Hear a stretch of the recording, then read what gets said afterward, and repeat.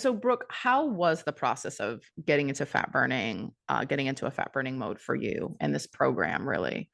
Amazing. Amazing. Like I was just, it's funny. I was just telling my mom last night. She was like, she's like, oh, you look great, blah, blah, blah. She's like, she told me not to throw away my fat underwear because that's what moms do, right? She's like, I was like, I had to go buy new underwear. Like, that's such a weird thing to have to buy. And she was like, well, just keep your fat underwear, just in case.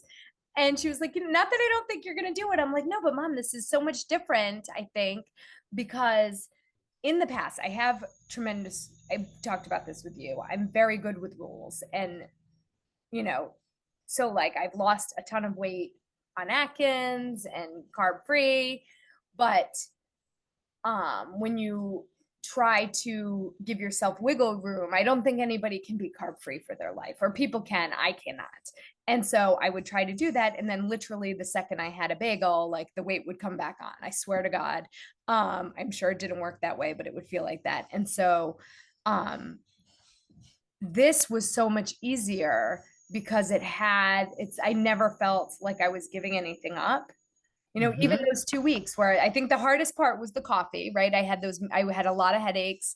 But I had gotten to a point where I was taking in so much caffeine. Like I was having a coffee to start every day, and then I was having at least one like Celsius, like midday, because I was so tired all the time and Yeah.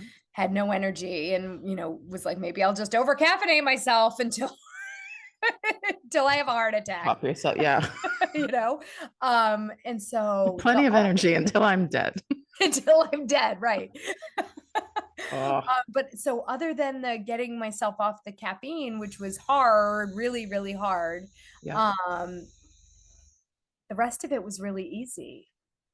And then we brought the coffee back. Yeah. And then we brought the coffee back, and I didn't want to, if you'll recall, because I was like, this was such a difficult process for me. I can't believe I finally got off of it. I never want to go back on it. You encouraged me to do it, and with the 1 cup of coffee a day. And I have to say, what's really great and interesting about it is there'll be days where I don't get to have that coffee till Hmm. like 1 or 2, Hmm.